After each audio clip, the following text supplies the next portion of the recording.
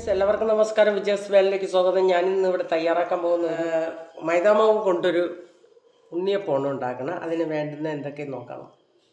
മൈദാമാവാണ് ഞാൻ 2 കപ്പ് ഇട്ട് കൊടുക്കണേ. 2 കപ്പ് മാവാണ് ഞാൻ ഇട്ട് കൊടുത്തത്. ഇതിലേക്ക് ഞാൻ ശർക്കര ഉരുക്കി വെച്ചിട്ടുണ്ട്, അത് കുറച്ച് ഒഴിച്ചു കൊടുക്കാം. പഞ്ചസാരയും ചേർത്ത് വെച്ച 1 ടീസ്പൂണ് ഏലക്കപ്പൊടി ഇട്ട് കൊടുക്കാം. നമുക്ക് ഒരു പിഞ്ച് ഉപ്പിട്ട് കൊടുക്കാം. നമുക്കിതൊന്ന് മിക്സിയിലിട്ട് ഒരു പഴം കൂടെ ഇട്ട് നമുക്കൊന്ന് അടിച്ചെടുക്കാം. ഞാൻ ഒരു പഴം ഇടുന്നുണ്ട് ഇതിൽ. ഇതും കൂടെ ഇട്ട് മിക്സിയിലെ ജാറിലിട്ടിട്ടുണ്ട്. നമുക്ക് ഈ മാവും കൂടെ ഇട്ട് നന്നായിട്ടൊന്ന് അടിച്ച് വെള്ളം കൂടെ ഞാൻ ഒഴിച്ചു. ഇതിലേക്ക് അല്പം വെള്ളം കൂടെ ഒഴിച്ച് നമുക്കൊന്ന് അടിച്ച് ഞാൻ പഴം കൂടെ ഇട്ട് മാവും പഴവും കൂടെ നന്നായിട്ട് അടിച്ചെടുത്തിട്ടുണ്ട്.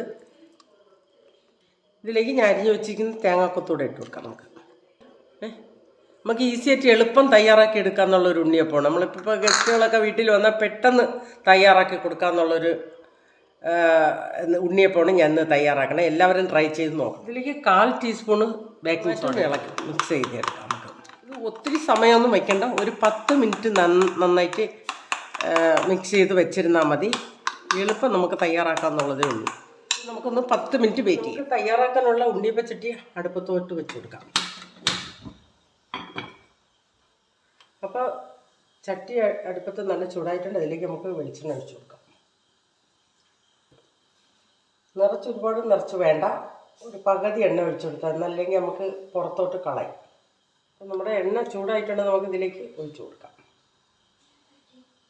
നമുക്കിതൊന്ന് തിരിച്ചിട്ട് കൊടുക്കാം.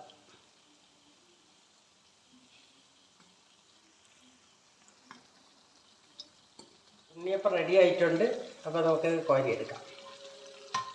അപ്പം നമ്മുടെ ഇന്നത്തെ ഈസി ഉണ്ണിയപ്പം റെഡി ആയിട്ടുണ്ട്. ഇത് നമുക്കൊരു എല്ലാം കൂടെ ഒരു 15 മിനിറ്റ് കൊണ്ട് തയ്യാറാക്കാമെന്നുള്ളത്. നേരെ ഇങ്ങനെ പൊങ്ങാൻ വേണ്ടി വെക്കേണ്ട ആവശ്യമില്ല. ഏകദേശം ഒരു 10 മിനിറ്റ് മിക്സിയിൽ നന്നായിട്ടൊന്ന് അടിച്ച് എടുത്തു കഴിഞ്ഞാൽ പെട്ടെന്ന് ഇത് പൊങ്ങി വരും. അപ്പോൾ ഇത് നല്ല സോഫ്റ്റായിട്ടുള്ള ഈ വീഡിയോ ഇഷ്ടപ്പെട്ടെങ്കിൽ ലൈക്ക് ചെയ്യുക, ഷെയർ ചെയ്യുക, സപ്പോർട്ട് ചെയ്യുക. നന്ദി, നമസ്കാരം.